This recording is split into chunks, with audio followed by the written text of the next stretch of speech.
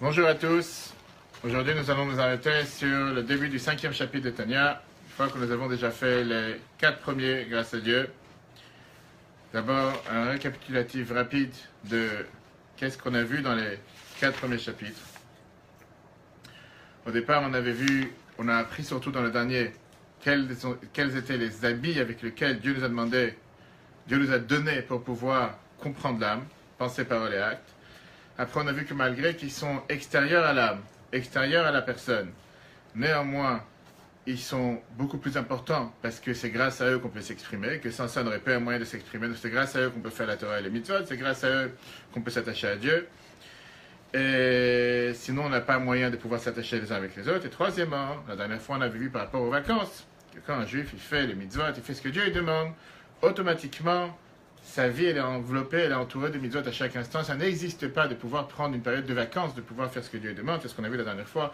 Même si nous rentrons maintenant dans une période de vacances, c'est pas parce qu'on est en vacances qu'on doit être déconnecté. De la même manière qu'on ne peut pas aller dans un hôtel ou dans un lieu si on n'a pas de Wi-Fi, de la même manière, on ne va pas être déconnecté de la Torah et les mitzvot. Ok.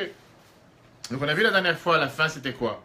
L'importance de vivre avec la Torah, de vivre avec les mitzvot. Qu'à chaque instant, chaque chose qu'on fait, ça doit être imprégné de mitzvot, imprégné de Torah. Et on doit toujours se demander la question, est-ce que ma maison, c'est une maison juive? Pas parce que c'est écrit dessus Baruch Haba, ou bienvenue, ou parce que c'est écrit des panneaux Shalom Bayit, tu vas savoir. Mais est-ce qu'on se comporte comme la Torah elle attend de nous? Est-ce que n'importe quel moment de la journée, je suis en phase avec les valeurs éthiques et morales que la Torah nous a transmises? Ce qu'on va voir aujourd'hui dans le 5e chapitre, c'est un 5e chapitre qui est pour les intellos comme toi, qui viennent et qui nous parlent de l'importance de l'étude. Pourquoi on ne peut pas être déconnecté de l'étude de la Torah? Pas seulement on ne peut pas être déconnecté, mais on doit être attaché avec l'étude. Pas seulement qu'ils se rapprochent, tu vois certaines personnes, tu te demandes, mais qu'est-ce qu'ils sont venus faire à un cours? Pourquoi ils viennent au cours? Est-ce que par politesse, le rabbin donne un cours, il faut qu'il soit présent? Ou parce qu'ils se disent, le pauvre, il a préparé un cours, il n'y a personne, il faut qu'au moins je donne le sentiment qu'il y a quelqu'un qui l'écoute? Ou bien, des gens vont te dire pour chercher une connaissance, pour enrichir leur connaissance. Il y a différentes raisons pourquoi quelqu'un vient à un cours. Ce qu'on va voir dans ce chapitre 5, c'est l'importance de l'éducation. Pourquoi c'est un facteur central dans notre vie, numéro 1? Pourquoi on voit qu'il y a des millions et des millions de personnes dans le monde qui vont à des séminaires d'études, juifs comme non-juifs confondus, qui vont à des conférences, qui vont à des cours? Et on va voir quelle motivation ça nous donne, le fait qu'on ne peut pas vivre sans. Et qu'est-ce qu'on cherche avec l'étude, et plus généralement avec l'éducation? Le Noazakan, il commence dans le 5e chapitre en nous disant quelle est la différence entre étudier et comprendre. Deuxième point qu'on va voir aujourd'hui, pourquoi c'est important d'étudier la Torah. Et troisièmement, quelle est l'union parfaite entre les deux.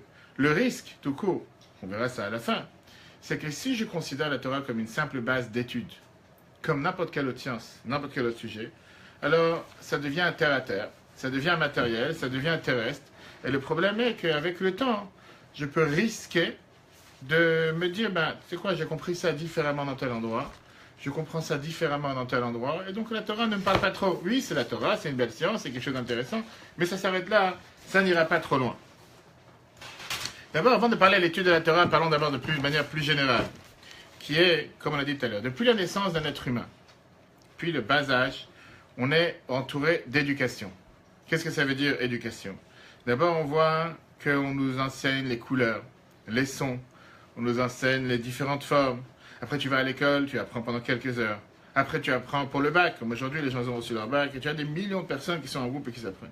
Aujourd'hui, avec la modernité que nous avons, on voit plus on avance, plus les gens ils ont ce besoin et ce sentiment de vouloir être éduqués, ou de s'éduquer tout court. Et c'est quelque chose qui est fondamental dans n'importe quel pays qui est développé. Et plus l'éducation est réussie dans ce pays, dans le pays dans lequel on se trouve, plus la qualité de pensée, d'agir des personnes qui sont dans ce pays est beaucoup plus développée. Dans un pays où tu n'as pas une obligation d'apprendre ou d'aller à l'école, c'est considéré comme un pays faible. Les gens ils ne savent pas écrire, ils ne savent pas apprendre, ils ne savent pas lire. En règle générale, on dit que la personne peut développer son savoir et sa connaissance, plus il va s'impliquer dans l'étude. Quelqu'un, plus il apprend, plus il connaît, plus il a envie de connaître, plus il a envie de soif, et plus il développe son cerveau. Alors que quelqu'un qui n'apprend pas, qui n'étudie pas, qui est tout le temps en train de regarder les fleurs, peut-être qu'il va avoir une énorme admiration sur les fleurs, mais il ne risque pas de développer son cerveau en comprenant qu'est-ce qui se passe avec telle ou telle fleur. L'erreur que beaucoup de gens font, c'est qu'ils s'imaginent que vouloir développer une connaissance ou avoir une éducation, c'est pour avoir un métier. Quand je te demande, point final, quel était le but, pourquoi tu es parti dans telle école, pourquoi tu as fait telles études, tu peux pas me dire que c'était juste pour le simple but d'avoir une étude. Non, c'était pour obtenir tel dossier, tel diplôme, tel métier, etc. La réalité, elle est que c'est totalement faux. La grande majorité des choses qu'on apprend ne nous servent pas dans la vie. Et tu peux voir, je vois ça avec mes propres enfants aujourd'hui, combien de choses ils apprennent à l'école, et tu te dis, mais à quoi ça sert? Qu'est-ce qu'ils sont en train d'apprendre des choses que ça ne sert absolument à rien. Ça ne va pas les faire avancer nulle part. C'est juste apprendre pour... Alors bien sûr qu'il y a certains sujets qui sont obligés de savoir. Ça développe des mécanismes. Si tu veux, c'est ce qu'on va voir. Tu as beaucoup de gens aujourd'hui qui apprennent certains dossiers, certains diplômes, certains sujets, qu'au final, ils sont totalement déconnectés du travail dans lequel ils se trouvent.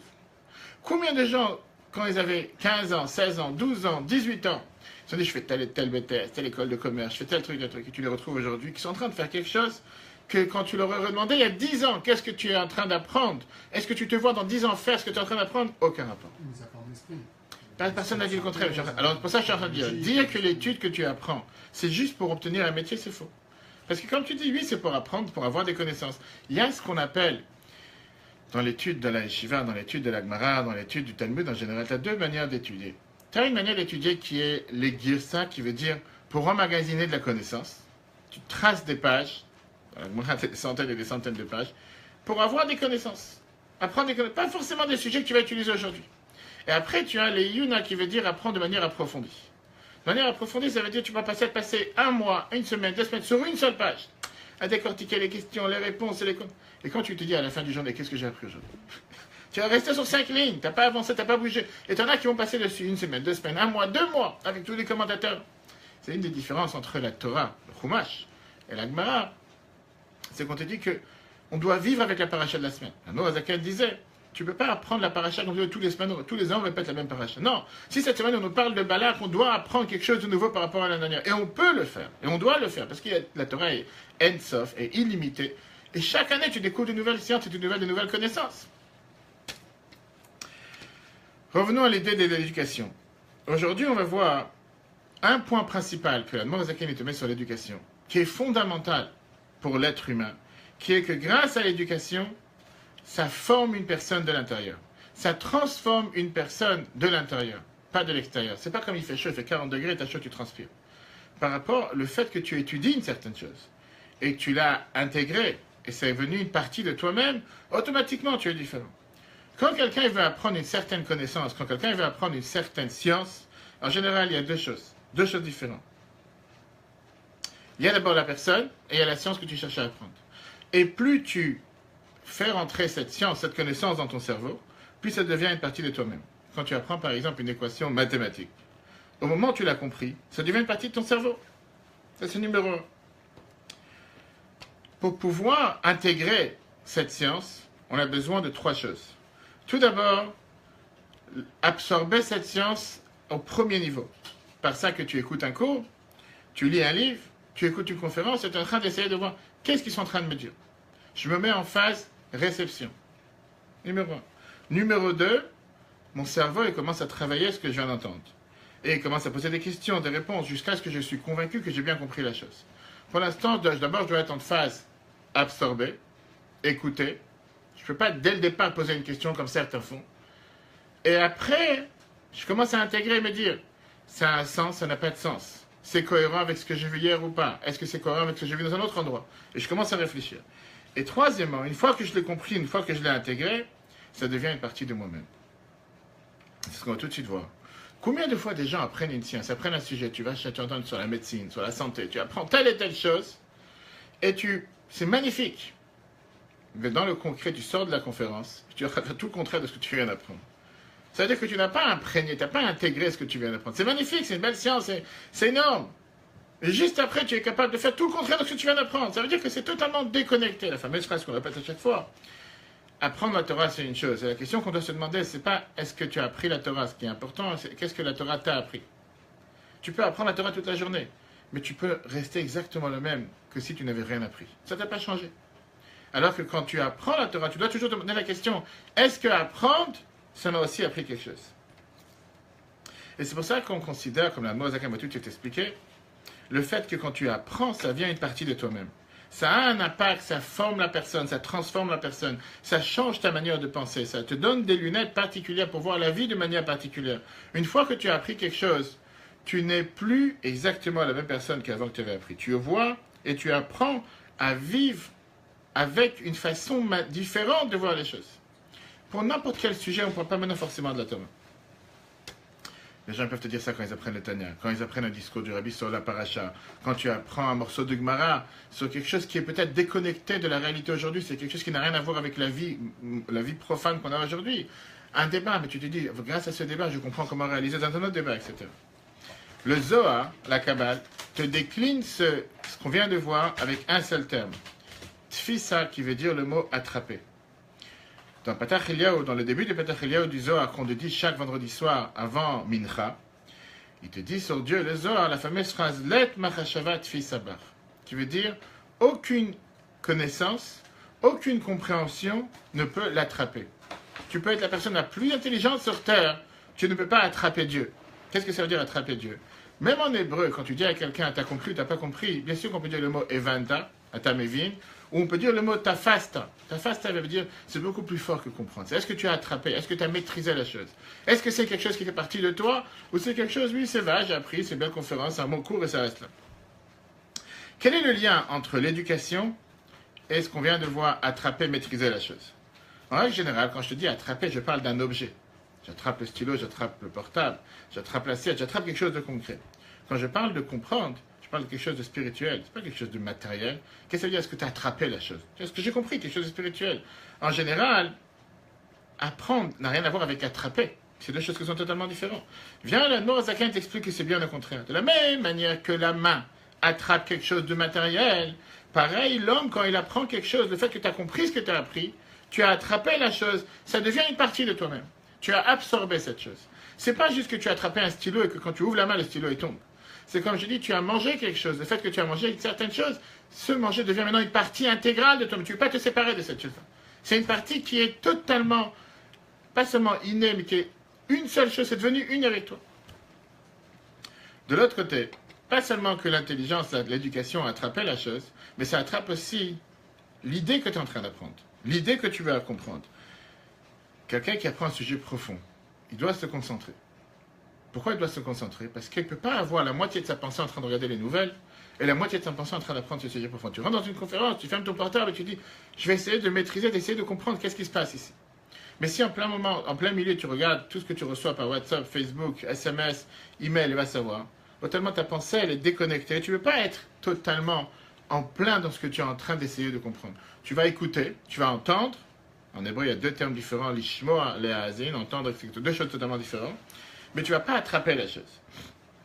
Et c'est pour ça que quand quelqu'un il est dans le sujet qu'il est en train d'apprendre, il doit être totalement fou. Si tu n'es pas à l'intérieur à 100%, tu es là sans être là. Admo Azakan, il commence le 5e chapitre en nous expliquant ce mot du Zohar. Qu'est-ce que le Zohar te vient t'expliquer en disant Tfisabem, veut dire d'attraper la chose. Et il t'explique qu'est-ce qui se passe quand tu apprends un certain sujet d'intelligence. D'un côté, tu attrapes cette science, tu attrapes cette idée. De l'autre côté, cette idée attrape ton cerveau. Pourquoi? Parce que le fait que tu es focalisé pour pouvoir comprendre ce que tu es en train d'apprendre, automatiquement, c'est comme si cette idée est venue totalement t'absorber. Bien sûr, si tu joues le jeu, si tu ne veux pas jouer le jeu, ben tant pis, tu ne vas pas comprendre, tu seras déconnecté. Et il t'amène ici un exemple avec quelqu'un qui apprend une loi, une halakha dans Shulchan Aruch. Il te dit que jusqu'à ce que tu apprennes la halakha, cette loi, il y avait deux choses différentes. Il y avait la personne qui apprend, et il y avait la loi que tu es en train d'apprendre. Mais une fois que tu as appris cette loi et tu l'as maîtrisée, et tu as commencé à rentrer dans tous les détails, et tu as compris la loi avec toutes ses facettes et tous ses différents détails, à ce moment-là, cette loi devient une partie intégrale de toi-même. Ça devient une partie de toi-même, ça devient, elle se trouve dans ton cerveau. Et la Mozakel continue dans le premier début du chapitre, tu vois dans le texte. Le Tosefet Bio, pour ajouter les détails d'explication, Baer et Tev. C'est juste ici. Ça c'est. Non, c'est fait. Le Tosefet Bio, Baer et Tev. Pour pouvoir. Non, ici. Pour pouvoir essayer de comprendre encore mieux, avec plus de sens, la Shon Tfisa, ce langage de Tfisa qui veut dire attraper. Chez Amar Eliyahu qui a dit, le prophète Élie, qu'est-ce qu'il a dit dans les Zohar? On a dit tout à l'heure, Leit Machashavat Tfisabar. qu'aucune connaissance peut attraper Dieu, peut comprendre Dieu. Alors il t'explique. Une école sechel, voici n'importe quel intellect, quand tu essayes de comprendre, d'intégrer, d'attraper dans ton cerveau une idée, une science, ton intelligence est en train d'attraper cette science, est en train de l'envelopper vers un muskal, et cette science que tu essaies d'apprendre, cette idée que tu essaies d'apprendre, n'est pas sous moukaf ou mouloubash. Il utilise trois termes, si tu fais attention. Elle est attrapée, elle est entourée, elle est habillée. Mais tu as sechel dans ton intelligence, chez Sigové Skilo qui a essayé de le comprendre. C'est les deux sens. Moi, j'essaie de totalement m'être imprégné de cette idée que je suis en train d'apprendre, et l'idée que je suis en train d'apprendre enveloppe, entoure et s'habille dans mon intelligence. De l'autre côté, Vegama Sechel, même mon intelligence, Meloubash Bemouskal, il est habillé totalement dans cette idée. Bécha, chez Massigo, une fois que je l'ai compris, et que je l'intègre dans ma tête. C'est pas juste que c'est une idée qui est totalement déconnectée de moi-même, c'est une idée intégrale. Derech Machal, il te donne un exemple. Chez Adam, quand quelqu'un il essaie de comprendre une loi de Mishnah dans la Mishnah, au Big Mara ou dans la Gemara, la Shura al-Boya, avec toutes ses facettes, avec toutes ses bases, à 100%, d'un côté, et Sirchlot fait sous Makifota, mon intelligence essaie de le comprendre, cette loi, et de l'autre côté, Sirchlot Meloubash, mon intellect est totalement habillé et enveloppé, barbe au tacha au moment que je suis en train d'apprendre. C'est à deux sens. Moi, j'ai un intérêt de vouloir comprendre cette chose, donc je m'habille dans ce que j'essaie de comprendre, et de l'autre côté, ce que j'essaie de comprendre s'habille totalement en moi, et c'est comme ça que ça devient une seule chose. Donc, une fameuse histoire qui est racontée sur un des grands maîtres de la Chassidut, qu'une fois il avait un débat sur une explication d'une émo de Tosfot. Tosfot, c'est un commentateur de la Gemara. Les explicateurs de la Gemara, la majorité ont vécu en France ou en Allemagne. Et ce chassid a dit, il n'y a pas une telle explication. Cherche, tu n'as pas trouvé. Et ils ont commencé à chercher. Et ils ont vu qu'effectivement, il n'y a pas une telle explication dans les mots de Tosfot. Alors on lui a demandé, mais d'où tu as eu une telle connaissance? Tu n'es pas un ordinateur, tu n'es pas le Google. D'où tu es capable de savoir que, jusqu'à ce que tu peux dire en oral, il n'y a pas un tel mot dans le Tosfot, c'est pas écrit. Peut-être que dans le Tosfot, où tu as appris, c'est pas écrit, mais autre part, c'est lui écrit. Et là, il a répondu, c'est vrai que j'ai pas une grande mémoire. Je ne me rappelle pas de tout ce que j'ai appris. Mais je connais la manière comment Tosfot, il vient et nous explique les choses. Et je peux te dire qu'une telle manière d'expliquer, c'est pas dans Tosfot. Là, tu parles de quelqu'un qui s'est intégré, qui s'est imprégné, qui s'est impliqué. Et il a tellement appris, je crois qu'il a compris quelle est la manière de raisonnement, comment Tosfot, il essaie de t'expliquer une certaine chose, et s'est dit, l'explication, elle est juste. Le rabbi, combien de fois il répétait, on a parlé de sa Shabbat, quand il donnait des discours, Shabbat, la semaine, de 5h, 6h, 7h, 9h d'affilée, sans aucune note. Ça se passait de toute la Torah. Gemara, Rashi, Tosfot, Zohar, Chumash, avec les références. Shabbat, c'était difficile de se rappeler. La semaine, tu as les cassettes, c'était enregistré. Après, on pouvait taper, on faisait rentrer au rabbi qui corrigeait, etc. Shabbat, c'était les têtes mémoire. Il y avait plusieurs personnes dans la salle qui se rappelaient chaque mot en oral. Et juste après Shabbat, même pendant l'après-midi, ils répétaient en oral à plusieurs autres personnes qui avaient un niveau moindre. Et après Shabbat, tout ça s'était mis sur machine à taper à l'époque. Les papiers oignons, les papiers... Après, c'était... Mais c'était pas suffisant. Parce qu'après, tu ne pouvais pas l'imprimer comme ça. Il y a eu, à partir des années 60, qu'on faisait rentrer au rabbi ces textes et que le rabbi corrigeait. Parce que tu ne peux pas faire savoir ou faire publier un document ou un texte ou un discours au nom du rabbi si c'est totalement hors sujet. Combien de fois ça arrivait que le rabbi est corrigé en disant « L'idée, elle est merveilleuse, mais j'ai jamais dit une chose pareille. C'est merveilleux ce que tu dis, mais c'est pas ce que j'ai dit, c'est pas la parole. » Bref, il fallait changer. Ça, c'est ce qu'on vient de voir par rapport à pourquoi toute cette introduction, pour comprendre l'importance d'étudier, l'importance d'apprendre. Ça, c'est en général. Maintenant, la Morazakan, il passe à la deuxième phase, qui est quelle différence entre apprendre tout court, maths, sciences, bac, va savoir, et apprendre la Torah. Et pourquoi, quand tu apprends la Torah, c'est totalement différent. Et pourquoi on doit d'abord, avant de pouvoir apprendre la Torah, comprendre qu'est-ce que c'est la Torah et d'où elle vient la Torah. Une fois que tu sais c'est quoi la Torah, d'où elle vient, tu peux commencer à comprendre qu'est-ce que je cherche en apprenant la Torah et pourquoi on doit et on ne peut pas vivre sans apprendre la Torah. Alors on sait d'abord que tu vas me dire, la Torah c'est quoi? Ça parle de tous les sujets de la vie, toutes les questions de la vie, de la naissance jusqu'à 120 ans. Ça parle de tous les... Quand tu vas dans un tribunal rabbinique, tu as toutes les questions modernes, technologiques qui se viennent sur la table. Par exemple, c'est quelqu'un qui a fait un accident, qui c'est qui doit payer? Si tu as une goutte de lait qui est tombée dans une marmite de viande, est-ce que tu peux utiliser tel appareil électronique pendant Shabbat? Et ça, c'est le début. Tu as des sujets sans fin, sans fin, sans fin, sans fin. Alors la question qui est demandée, d'après quoi un Rav peut donner une réponse? D'après quoi il peut trancher la halakha? Et sur quoi il se base? Si tu penses un instant qu'un Rav va se baser d'après sa propre science, d'après sa propre connaissance, d'après ce qui lui paraît logique, d'après ce qui lui paraît idéal, c'est totalement hors sujet par rapport à la Torah. Tu ne peux pas se baser d'après sa logique. Tu ne vas pas essayer de demander à quelqu'un, donne-moi ton idée, qu'est-ce que tu en penses? Tu vas demander à un Rav qui est censé connaître la halakha et qui est censé te dire quelles sont la logique basée d'après la halakha. Tu ne vas pas essayer de savoir qu'est-ce que lui va trancher. Tu parles de ce qu'il va trancher par rapport à ce qu'il connaît comme étude ou par rapport à confondre des textes qu'on a vus, même si tu vas me dire que le Shulchan Aruch il est sorti à 500 ans, il y a 300 ans pour l'Admo Hazaken, et qu'au final, pas tous les sujets d'aujourd'hui modernes sont écrits. Mais justement, l'idée de la halakha, c'est avec tous les nouveaux décisionnaires qui sont dans nos jours, d'adapter toujours à la source qui est écrit dans la Gemara, ce qui est écrit dans le Shulchan Aruch, ce qui est écrit dans la halakha, voir depuis le départ comment je peux baser ma décision d'aujourd'hui pour un sujet qui est totalement déconnecté de ce qui se passait il y a 300 ans, basé sur la halakha. Où il va ouvrir les livres, où il va réfléchir les livres, où il a déjà traité déjà de ce sujet. Et c'est comme ça que ça va être. Pour comprendre ça, il faut d'abord comprendre comment fonctionne la Torah. Comment la Torah elle est arrivée à être ce qu'elle est aujourd'hui, en 2017 ou en 5777, 3330 ans d'histoire. Avant ça, ça n'existait pas. La pyramide de la Torah en 5 étapes. Première étape, premier niveau, la première base, nous sommes en 2448. Dieu il a donné à Moïse au Mont Sinaï les 613 commandements. Il lui a donné 2 versions. Version écrite, ce qu'on appelle la Torah Shebirtav, qui étaient tous les versets de la Torah, dans lesquels on a les commandements de manière très concentrée. Et la Torah orale, qui était indissociable de la Torah écrite, qui nous expliquait toutes les lois de la Torah, la manière comment les faire. Prenons juste les tefilin, courant. Dans la Torah, il y a un verset, tu le mettras en tant que symbole sur ta main et sur ta tête. Et Moshe qui a officiellement de suite après donné la Torah orale, ça doit être carré, ça doit être noir, ça doit être telle forme, avec tel parchemin, etc., etc., etc. Donc si on peut dire en règle générale, Moshe a reçu les bases, les règles générales de la Torah avec lesquelles il nous a transmis comment mettre en application ce code de loi qui est les 613 commandements, qui sont en très grande abréviation dans le Chumash, le Pentateuch, les 5 Chumashim. On passe après, on a reçu la Mishnah. Pendant environ 1500 ans, la Torah est passée de bouche à oreille, en oral, par les sages qu'il y avait à l'époque, présents dans les yeshivot.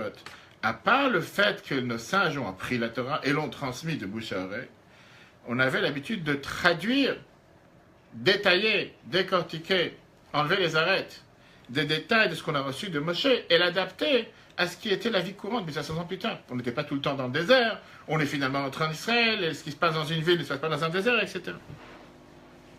Après la destruction du deuxième temple, il y a environ 2000 ans, donc on est déjà à 1500 ans plus ou moins après qu'on a reçu la Torah, vient Rabbi Yehuda Hanassi, qui était le chef du tribunal Sanhedrin, et lui, il a décidé de rassembler toutes ces lois et tous ces halachot qui ont été dites jusqu'à maintenant, basés sur eux, il a créé la Mishnah.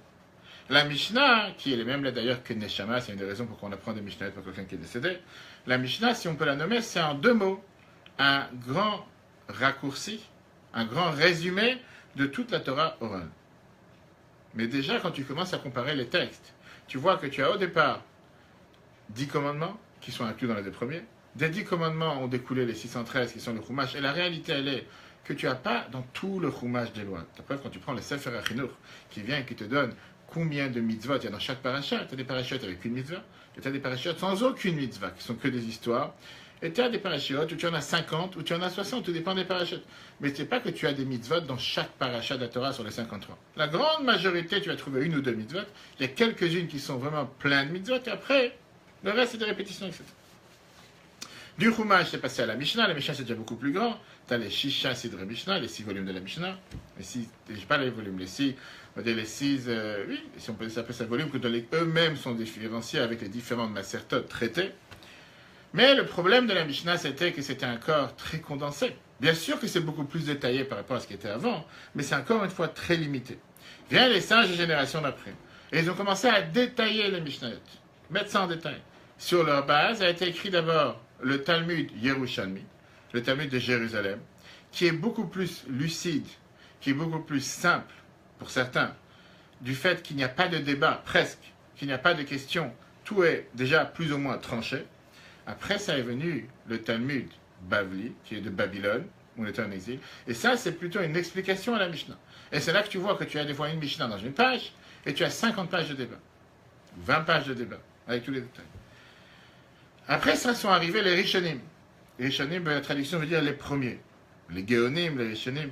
Eux, ils sont venus expliquer qu'est-ce qui se passe dans la Gemara.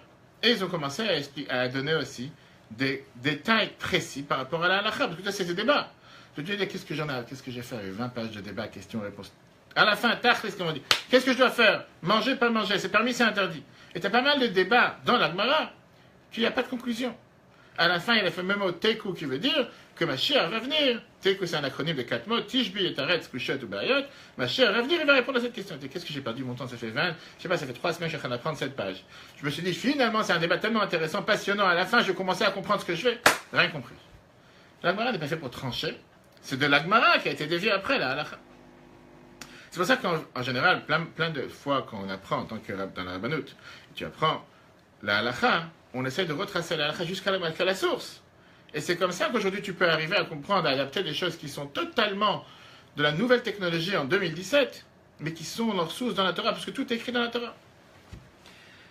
Et donc, il y a eu le Rif, Rabbi Yitzhak Alfasi, Rambam, Maïmonide, le Rosh, et pas mal d'autres qui font partie de cette catégorie des Rishonim.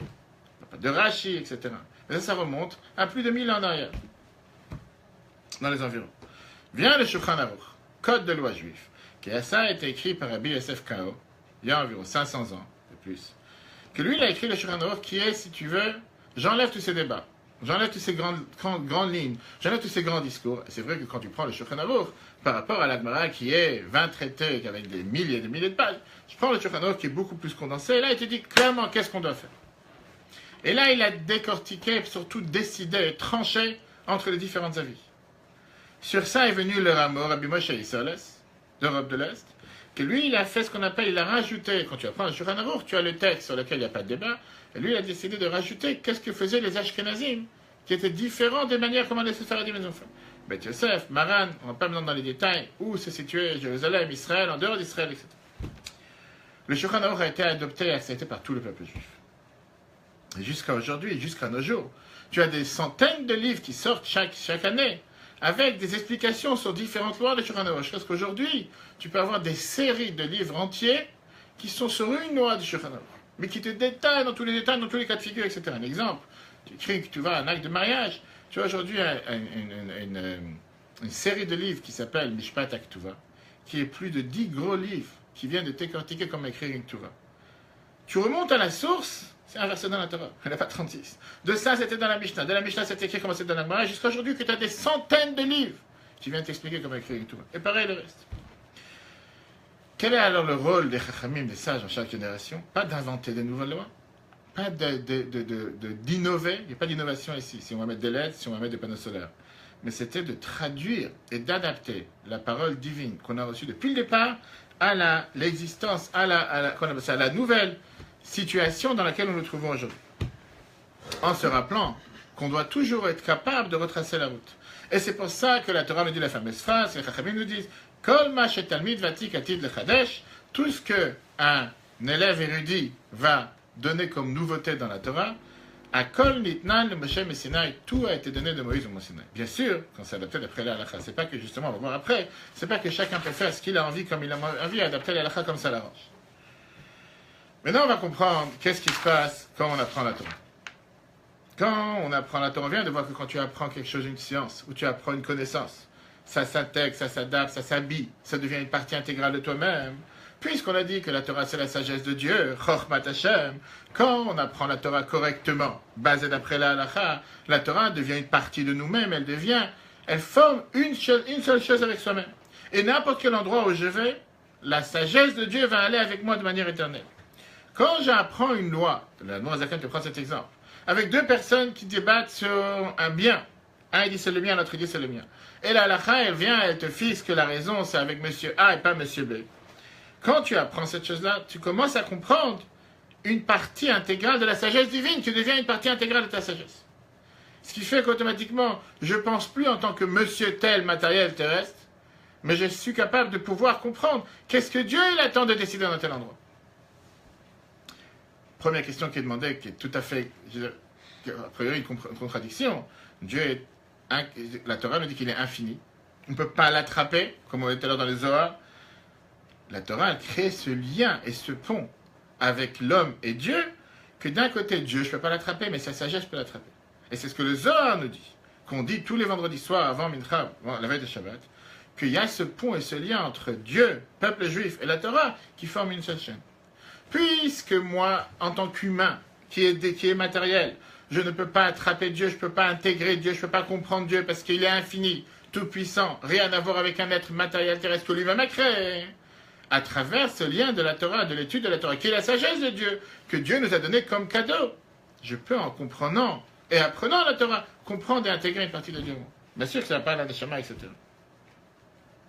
Ok, terminons.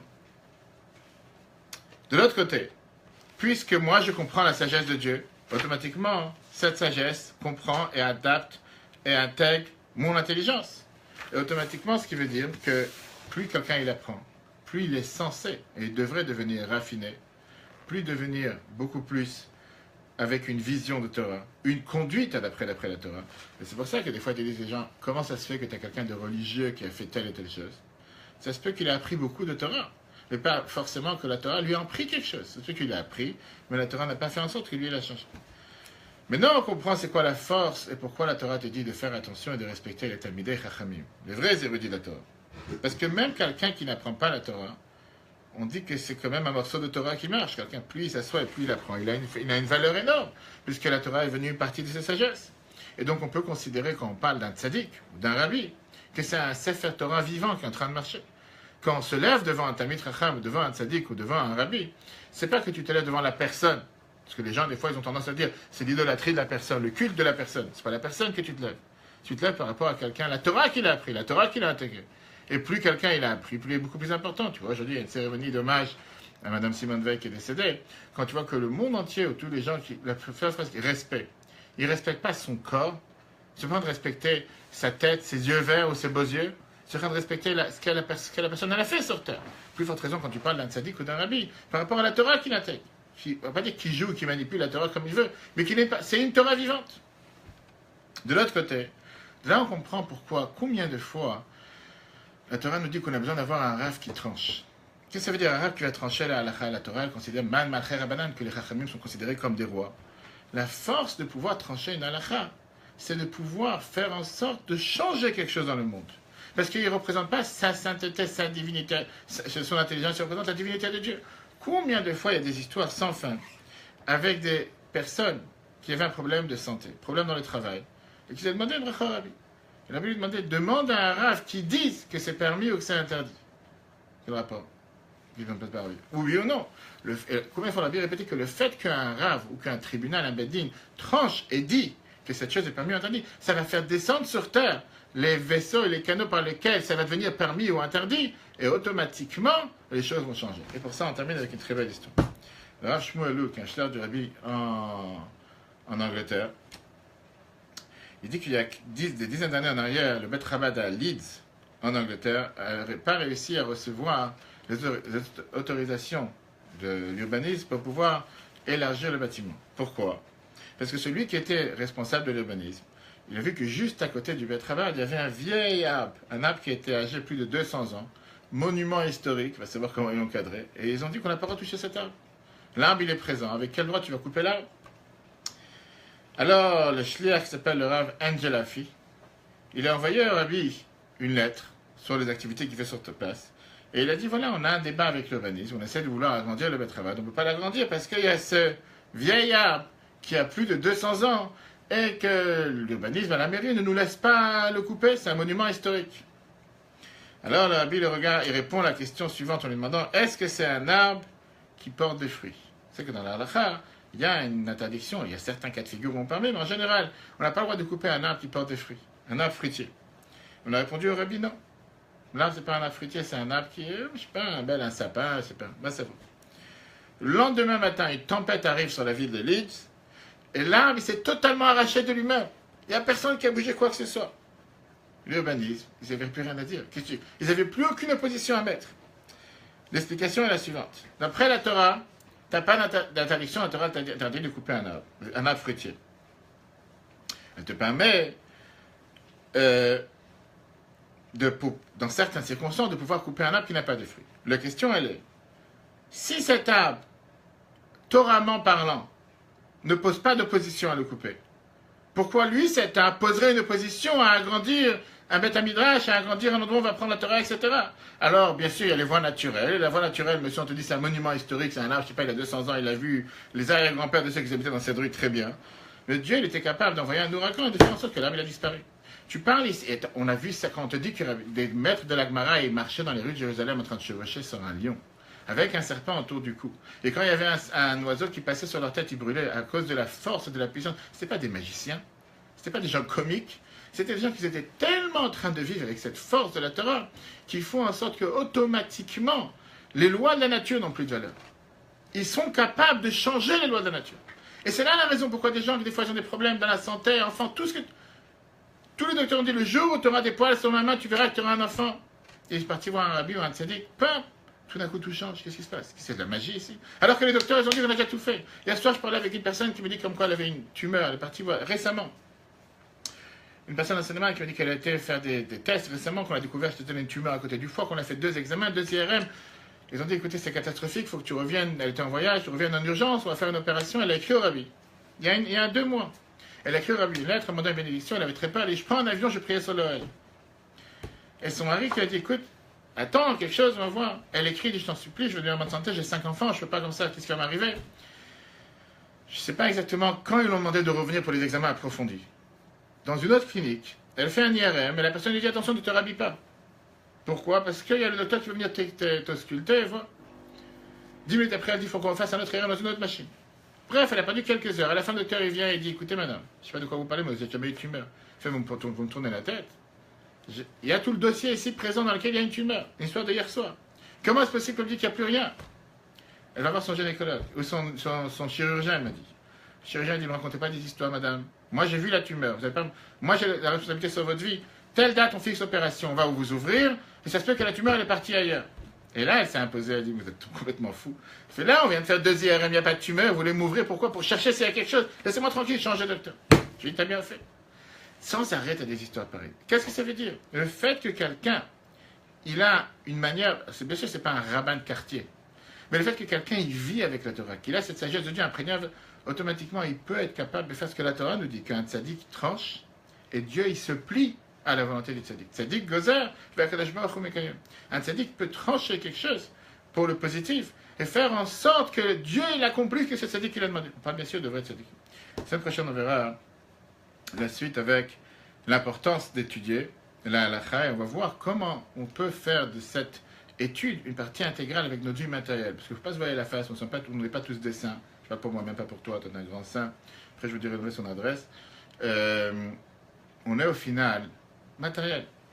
90% du temps de la journée, on est occupé des choses matérielles. Manger, dormir, travailler. On n'est pas forcément imprégné, impliqué avec des choses spirituelles. Alors comment on peut être, d'un côté, tu apprends 1 heure de Torah par jour, tu apprends 1 heure par jour, 1 heure par semaine, être en extase dans le monde spirituel, et tu arrives dans le monde matériel, tout d'un coup, tu te dis, non mais tu es attaché avec Dieu. Oui, mais si je suis attaché avec Dieu, en train d'apprendre la volonté de Dieu, comment je peux tout d'un coup en train de manger un steak frites, ou avec... Et mon seul souci, c'est qu'il n'y a pas assez de mayonnaise, il n'y a pas assez de ketchup.